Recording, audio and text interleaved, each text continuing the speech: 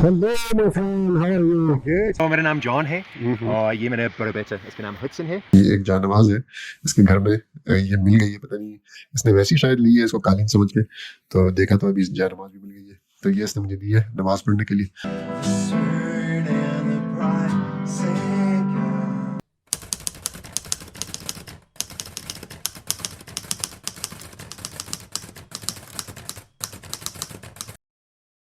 सारी दुनिया घूमने का शौक तो हर किसी का होता है, लेकिन ये शौक पूरा करते हुए आपने सिर्फ गोरों को ही देखा होगा। इसकी वजह ये नहीं है कि गोरों के पास पैसा बहुत ज्यादा होता है, बल्कि इसकी वजह ये है कि गोरों को शौक होता है और अपना शौक पूरा करने के लिए वो पैसों की कमी को आड़े नहीं आने देते। हम जब किसी गोरे सयाह को मुल्कों घूमता हुआ देखते हैं तो हम यही समझते हैं कि इसके पास बेतहाशा पैसा है जिसकी वजह से ये दुनिया घूम रहा है, हालांकि ऐसा बिल्कुल भी नहीं है। मैंने खुद अपने यहाँ एक फ्रांस के टूरिस्ट को अपने पास ठहराया हुआ है जो अपनी गाड़ी पर नेपाल से जा रहा था वापस फ्रांस, और उसके पास इतने पैसे नहीं थे कि वो वापसी का अपना पेट्रोल पूरा कर सके। वापसी के पेट्रोल के भी पूरे पैसे नहीं थे उसके पास, लेकिन फिर भी वो मुल्कों इंडिया, पाकिस्तान, ईरान, तुर्की से घूमता हुआ वापस जा रहा था। तो अब सवाल ये पैदा होता है कि इनके पास अगर पैसों की कमी होती है तो उसके बावजूद ये कैसे इतना दुनिया घूम लेते हैं। हालांकि दुनिया घूमना एक आसान शौक नहीं है, एक सस्ता शौक नहीं है। दुनिया घूमने के लिए बहुत ज्यादा पैसा चाहिए है। आपको 2 टाइम का खाना और सबसे बड़ी चीज ट्रांसपोर्टेशन और फिर रिहाइश, ये 3 बड़े खर्चे हैं जो आपको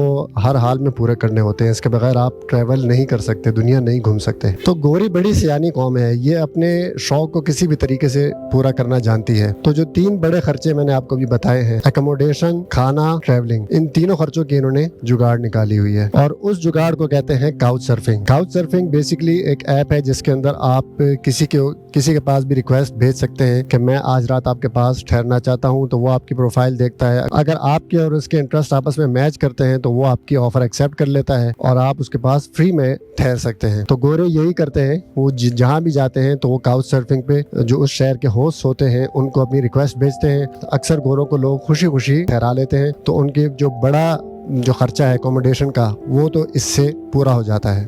रही बात ट्रैवलिंग की, तो ट्रैवलिंग के भी उन्होंने आसान जुगाड़ निकाला हुआ है, उसको कहते हैं हिच हाइकिंग। वो रोड पे खड़े हो जाते हैं अपना बैग लेके और हर गुजरती गाड़ी को वो हाथ दे देते हैं, लिफ्ट के लिए लिफ्ट मांगते हैं और इस तरह वो एक शहर से दूसरे शहर फ्री में घूमते हैं। जहाँ तक बात है खाने की, तो जो होस्ट उनको अपने घर ठहराता है तो अक्सर उनको फ्री में खाना भी खिला देता है। तो इस तरह से वो अपने तीनों जो बड़े खर्चे हैं घूमने फिरने के लिए, एकोमोडेशन, ट्रैवलिंग और फूड, ये तीनों खर्चे इसी ऐप के जरिए से और हिच हाइकिंग के जरिए से वो पूरा कर लेते हैं। आप सोच रहे होंगे कि ये बात मैं आपको क्यों बता रहा हूँ। ये बात मैं इसलिए बता रहा हूँ कि मैंने खुद काउच सर्फिंग पाकिस्तान में भी, पाकिस्तान से बाहर भी कर रखी है। काउच सर्फिंग के दौरान मुझे बहुत अजीब लोग देखने को मिले हैं। जो मेरे होस्ट भी थे उनसे भी बहुत अजीब इंटरेक्शन हुआ मेरा, और जो गेस्ट थे उनसे भी बहुत अजीब लोगों से मुझे इंटरेक्शन हुआ।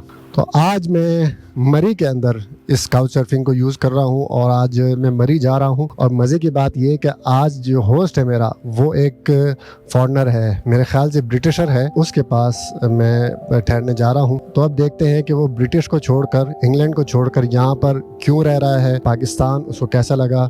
और इसके अलावा एक और बात भी है, मैंने उसकी प्रोफाइल में देखा है तो वो अपनी क्रिश्चियनिटी का प्रीचर है, गालिबन इनका जो पादरी होता है। इस सिलसिले में भी उससे बड़ी डिटेल से हम बात करेंगे कि वो यहाँ पर किस तरह अपनी क्रिश्चियनिटी को प्रीच कर रहा है, और ख़ास करके जो ईसाइयत के अंदर बहुत सारे सवालात हैं जो मुझे पूछने हैं, और इस तरह का कोई आज तक मुझे बंदा नहीं मिला कि जिससे मैं 1 to 1 पूछ सकता।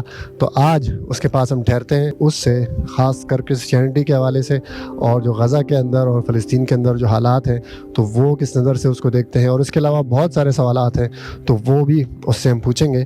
तो चलते हैं, आज मरी के अंदर हम काउच सर्फिंग करते हैं और देखते हैं कि हमारे होस्ट के साथ हमारा तजुर्बा कैसा रहता है।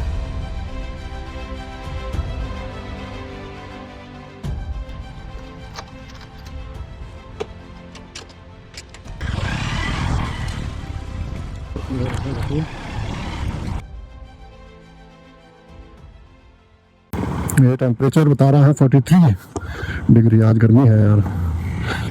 चलो ऐसा चलते हैं, गाड़ी चल पड़ेगी तो फिर हवा लगेगी तो खुद बहुत सही हो जाएगा मामला। ये जो नया बाईपास बना है वारकव वाला, उस पर चढ़ाया हूँ और इसको भी देखते हैं कि कैसा बना है। यार नवाज शरीफ ने पाकिस्तान के अवाम की जो दुखती रह गई ना वो पकड़ी हुई है। उसको पता है पाकिस्तान की अवाम रोडों की शदाई है, और वाकई रोड ये कि उसकी ज़रूरत भी होती है, रोड से बहुत ज़्यादा फ़र्क पड़ता है। तो किसी भी इलाके की इकॉनमी, वहाँ की एक्सेसिबिलिटी अगर अच्छी हो तो बहुत ज़्यादा फ़र्क पड़ जाता है। तो अब ये 12 किलो का पास बनाया है तो इससे बहुत ज़्यादा फ़र्क पड़ा है। इस्लामाबाद की जो आवाम मरी जा रही है, मरी जिससे जाना होता है, तो अब उसका जो 12 किलो में पहले आधा घंटा ज़ाया होता था, तो अब 5 मिनट के अंदर वो इस बाईपास पर जाकर तो आराम से अभी मरी चली जाती है। ये देखें आप, नज़ारा देखें, लगे नहीं है कि हम 12 किलो के पास से गुजर रहे हैं। जिन्होंने 12 किलो पहले सफ़र किया होगा, 12 किलो से गए होंगे, तो वही समझ सकते हैं कि कितनी ज़्यादा वहाँ पर ट्रैफिक जैम और स्ट्रेस होती है। और अब बाईपास से जाते हुए बिल्कुल पता ही नहीं चलता कि हम 12 किलो से जा रहे हैं या मरी की तरफ जा रहे हैं। पहले मरी की तरफ जाने के लिए जो सबसे पहला हर्डल होता था ना, वो ये 12 किलो का होता था कि यार 12 किलो में फंसेंगे। तो लोग या शाम के बाद निकलते थे या सुबह सुबह निकलते थे, तो दिन के टाइम उनका आधा पौना घंटा वैसे ही ज़ाया हो जाता था। और अब देखिए नीचे आपको ट्रैफिक पुल के नीचे अगर नज़र शायद आ रही हो, बहुत ज़्यादा अभी भी देखें ट्रैफिक फंसी हुई है, और हम ऊपर से बिल्कुल आराम से, सुकून से और चिल माहौल में जा रहे हैं। तो नवाज शरीफ को एक चीज़ का क्रेडिट तो देना पड़ेगा, जितनी रोड उसने पकड़ी हुई है पाकिस्तान की, और जहाँ पर ज़रूरत होती है तो वो रोड बना देता है। ये देखें कि हम अभी पुराना जो रोड था, मेरी रोड, उस पर वापस चढ़ आए हैं। अभी हम जितना आगे जाते जाएंगे तो इंशाल्लाह हवा भी ठंडी होती जाएगी और सीनरी भी खूबसूरत होती जाएगी। ये देखें, ये जो चौरंगी है, यहाँ से राइट साइड को मुजफ्फराबाद और आज़ाद कश्मीर वाला रोड जाता है, और ये हम सीधा मरी की तरफ आ गए हैं। अच्छा जी, दिन का लगे हाथ, तो आपको टेम्परेचर भी बता दूँ। टेम्परेचर आपको पता नहीं वीडियो में नज़र आ रहा होगा कि नहीं, ये 38 बता रहा है। वहाँ से जब हम चले थे तो 43 था, और अभी इतना ज़्यादा आगे नहीं है, तो अभी 43 हो गया है, सॉरी 38 हो गया है। तो इंशाल्लाह जितना ऊपर हम चढ़ते जाएंगे तो ये कि सूरज भी ढल रहा है और थोड़ी हाइट भी बढ़ रही है, तो इंशाल्लाह मरी में हम पहुँचते उम्मीद है कि 30 तक टेम्परेचर हो जाएगा। हम अक्सर ये सोचते हैं कि मैं लाखों रुपए खर्च करके फ़लाने मुल्क जाकर फ़लानी जगह वक्त गुजारूंगा तो ही मुझे खुशी मिलेगी। हालांकि कभी कभी घर के पास ही अच्छा वक्त कहीं छुपा होता है, बस ज़रा निकल कर उसे गले लगाने की देर होती है। जी, पहला बाज़ार आ गया है हमारे रास्ते में, और इसका नाम त्रेट लिखा हुआ आ रहा है। तो त्रेट कोई इलाका है, और ये पहला बाज़ार अभी आया है हमारे रास्ते में। ये देख रहे हैं आपको झंडियाँ, बाज़ार, ये सारे इलाके में ये चीज़ बहुत ज़्यादा है, मज़ार और उर्स, और ये वाली पार्टी यहाँ बहुत ज़्यादा है। मेरे वहमो गुमान में भी नहीं था कि मरी के पहाड़ों में एक गोरे ईसाई के गारनुमा घर में गुजरी रात मेरी ज़िंदगी की यादगार रातों में से एक बन जाएगी। मुझे इस्लाम और ईसाईयत की वो बातें जानने को मिलेंगी जो शायद घर बैठे सारी ज़िंदगी जानने को न मिलती। यार, हमारा जो वज़ीरिस्तान है, वहाँ पर कुछ इलाके हैं जो मैं समझता हूँ कि इस इलाके के करीब ही होंगे। अगर इससे खूबसूरत ना हुए तो एटलीस्ट ये कि किससे करीब होंगे। तो जैसे शवाल है, रज़मक है, तो लेकिन वहाँ पर हालात ऐसे बना दिए कि हमें खुद जाते हुए डर लगता है टूरिस्ट क्या आएगा। तो बस अगर ज़िंदगी में इंशाल्लाह कभी ईद पर मौका मिला तो फिर ईद पर मैं बाइक पर जाके तो सारे इलाके की A to Z आपको इस तरह की एक रोड व्लॉग, मोटर व्लॉग बनाऊँगा। तो पहले मैं गया था, लेकिन उसके वो गाड़ी पे गया था ना किसी के साथ, तो फिर उस तरह तफसील से रास्ते की सारी वीडियो मैंने बनाई भी थी, लेकिन वो डेटा भी ज़ाया हो गया। तो अब इंशाल्लाह कभी दोबारा गया तो मैं इस तरह का मोटर व्लॉग बनाऊंगा। और ईद के दिन में जा सकता है बंदा, ईद के ख़ासकर बड़ी ईद के, आजकल बड़ी ईद के जो 3 दिन है वहाँ पर पूरे पाकिस्तान से लोग आए होते हैं, तो ये है कि फिर सेफ्टी ज़रा हो जाती है। वरना उसके आगे पीछे अगर बंदा जाए तो शवाल वाला इलाका तो ख़ास तौर पर बहुत ज़्यादा ख़तरनाक है। वहाँ पर ये तालिबान और आर्मी ये वाला केस वहाँ पर ज़्यादा है, तो आम दिनों में तो नहीं जा सकते। हाँ, ये कि ईद के दिनों में कभी ज़िंदगी रही तो फिर मैं जाऊँगा, और इंशाल्लाह आपको सारे उस इलाके का आपको मैं वीडियो बनाऊँगा। जमशेद लड़की की भी वीडियोज़ आप देखते रहेंगे तो आपको कुछ अंदाज़ा हो गया होगा, लेकिन मोटर व्लॉग से भी ज़रा और अच्छे तरीके से अंदाज़ा हो जाता है। तो मैं अपने लिए, मैंने खुद भी जाना है वो इलाका, दोबारा मैंने देखना है बाइक पे, तो आपको भी साथ साथ दिखाऊँगा, तो आपको अंदाज़ा हो जाएगा कितना खूबसूरत इलाका है वो भी। जी, साथ साथ मैं आपको तापमान बताता जाऊँ।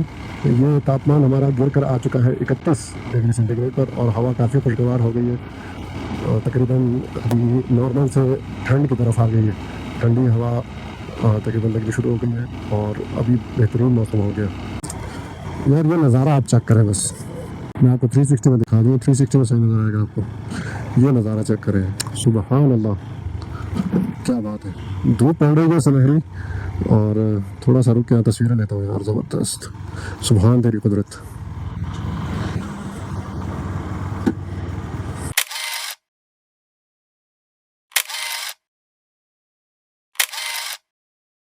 यार वाकई जो मज़ा नेचर के घूमने का बाइक के अंदर है ना, वो गाड़ी में नहीं है। बाइक के अंदर आपको हवा लगती है, आपको दरख्तों की खुशबू आती है, रोड के करीब होते हैं आप, बिल्कुल नेचर के करीब होते हैं, और बाइक का अपना मज़ा है। और गाड़ी में ये है कि थोड़ी सहूलत बेशक ज़्यादा होती है, लेकिन नेचर को उस तरह से बंदा नहीं इंजॉय कर सकता जिस तरह गाड़ी में, जिस तरह से बाइक में इंजॉय करता है। क्या बात है यार, वाकई यार। हाँ, लेकिन जो आगे हाईवे है, जो खुला इलाके हैं, उसमें तो फिर गाड़ी में भी बंदा सफ़र करे तो गाड़ी में सहूलत होती है, लेकिन जो नेचुरली खूबसूरत इलाके हैं वो तो बाइक में ही घूमने का मज़ा है उसमें। इस्लामाबाद में जितनी भी गर्मी हो, सिर्फ मिनटों की मुसाफत पर आप इस गर्मी से जान छुड़ा सकते हैं। ये वो सहूलत है जो किसी भी शहर की कदर व कीमत में बेपनाह इजाफा कर देती है। जितना पैसा खर्च करके आप एसी चलाकर गर्मी का मुकाबला करते हैं, तकरीबन उतने ही खर्चे में आप यहाँ आकर कुदरती एसी का मज़ा ले सकते हैं। जो पहले आबशार भी आ गई है छोटी सी, यहाँ पर कलियात की, आगे हम जाते जाएंगे तो इंशाल्लाह आबशारें भी ज़्यादा होती जाएंगी। यार इस पर जो लोकेशन भेजी थी वो तो तकरीबन 2 किलोमीटर बता रहा है, 5 मिनट है यहाँ से। मैंने उसको मैसेज तो कर दिया कि मैं पहुँच रहा हूँ, अभी बाकी जगह पहुँच कर उसको फिर दोबारा कॉल करता हूँ। 5 मिनट का रास्ता रह गया, तो 5 मिनट बाद मैं उसको रब्ता करता हूँ। यार ये उसकी लोकेशन पे मैं पहुँच आया हूँ, ताशफीन होटल इसने कहा था, ये आ गया है ताशफीन होटल। इसको मैं मैसेज करता हूँ कि भैया किधर हो तुम। बंदा आ गया है जी हमारा। ओह, मुझसे बड़ी दाढ़ी है यार इसकी। Hello my friend, how are you? Good. You're tall. Yeah. All set up here. Yeah. Awesome. How's everything good? Good. Do you want to come in and park your bike? Yeah. So just inside the gate on the right. It's a Oh, parking on the area. right? Okay, I'm coming.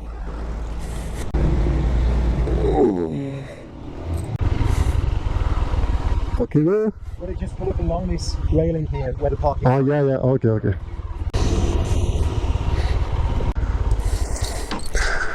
Cool. I hope I didn't make you wait long. No, not at all. जी, हम पहुंच आए हैं इसकी जगह पर, और माशाल्लाह बहुत खूबसूरत जगह है। और अभी इसके आगे पता नहीं घर होगा या कमरा होगा, उसकी तरफ हम जा रहे हैं। एक बड़ा खूबसूरत इसने कुत्ता भी पाला हुआ है हस्की। देखते हैं, जगह तो बहुत प्यारी लग रही है। मेरा नाम जॉन है और ये मेरा बड़ा बेटा, इसका नाम हडसन है। नहीं, उर्दू यहाँ से सीखी या पहले से सीखी? मैं रोज सीख रहा हूँ। अच्छा, सीख रहे हैं माशाल्लाह। नहीं उर्दू नहीं बात सकते, लेकिन समझ आए काफी। हाँ, बहुत अच्छी अभी भी आपको उर्दू आती है। Hello, where are you going? Don't go in with a hammer. Come outside, please. So moving away a little bit.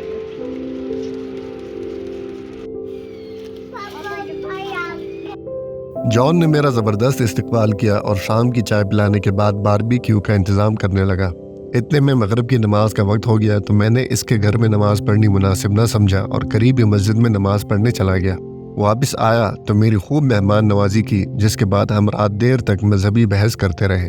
गुफ्तगू इतनी दिलचस्प थी कि कब रात के 2 बज गए हमें पता ही नहीं चला।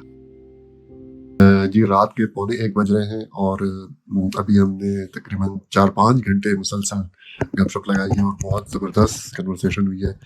और 4-5 घंटे की सारी कन्वर्सेशन तो मैं अभी नहीं बता सकता, लेकिन बहुत कुछ उससे मुझे नया कुछ क्रिश्चियनिटी के बारे में सीखने को मिला, और उसको भी बहुत ज़्यादा कुछ जो डाउट्स थे इस्लाम के वो भी उसको भी क्लियर हुए। तो खैर, कल इसकी पूरी एक अलग पॉडकास्ट करूँगा। अभी ये आपको बता दूँ, ये एक जानमाज है इसके घर में, ये मिल गई है, पता नहीं इसने वैसी शायद ली है इसको कालीन समझ के, तो देखा तो अभी जानमाज भी मिल गई है, तो ये इसने मुझे दी है नमाज पढ़ने के लिए।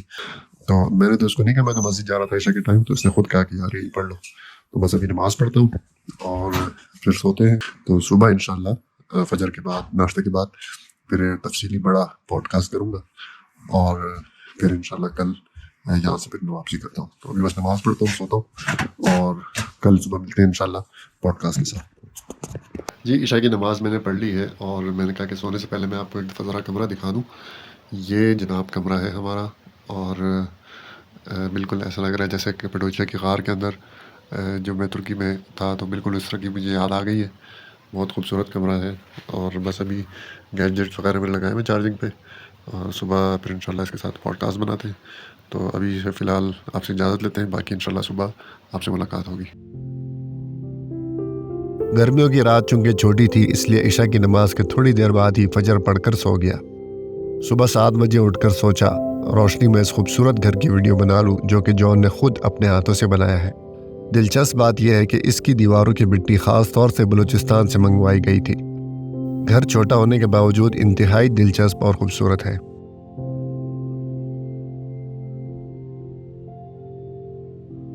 इस सारे सफ़र में जो चीज़ मुझे सबसे ज़्यादा हैरान कर देने वाली लगी वो जॉन का मोबाइल सामने रखकर इंजील की पियानो और गिटार के साथ तिलावत थी।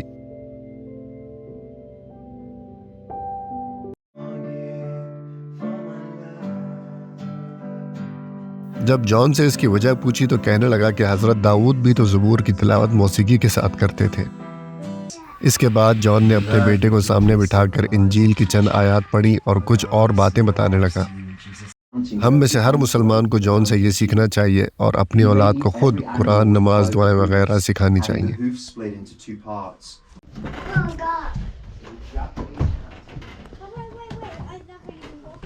But it's not too bad. We use hot water bottles and blankets. We have no heating up here. We have the Angeti in the downstairs room.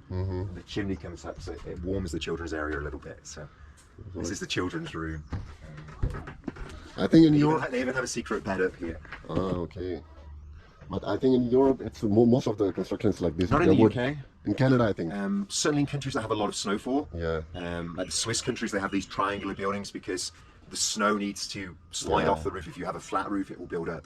So you'll notice in Murray, particularly, a lot of the buildings they have slope roofs. Apart from the big concrete plazas, they're different. This is our So room. wow, beautiful, Coffee jagger here. beautiful. I think. Do you know the size? How much would be like In Marla? in Merla? Yeah. Not exactly. Maybe like 2.5 Marla. Yeah, It's 2 not or 3 not big. It's quite Marla. long. Yeah. But it's very narrow. Narrow. Yeah. Wow, it's such a beautiful. But it's really challenging to warm it up in the winter. Yeah, I mean, me and Grace and Christina was used to living in the UK, and in the UK because heating is so expensive. We have central heating, gas heating, radiators and things, but it's very expensive to run. So we never heated our home, and so I just got used to putting extra clothes on, blankets. We have, the hot water bottles. We fill those with hot water and take them to bed. And coffee here, we'll take it. When you come out of your blankets, you're cold. Inside, you're fine. And I would always rather be too cold because you can always add more clothes. Sit by a fire. When you're too hot, you can take all your clothes off and what you do there. It's really hot. घर का ऊपरी हिस्सा देखने के बाद हमने मिलकर नाश्ता किया। फिर मैंने जॉन के साथ तफसीली पॉडकास्ट बनाई जो कि आपको बहुत जल्द देखने को मिल जाएगी। अगर वीडियो पसंद आई हो तो चैनल को सब्सक्राइब करते जाएं। इंशाल्लाह मिलते हैं आपके साथ बहुत जल्द नई वीडियो के साथ।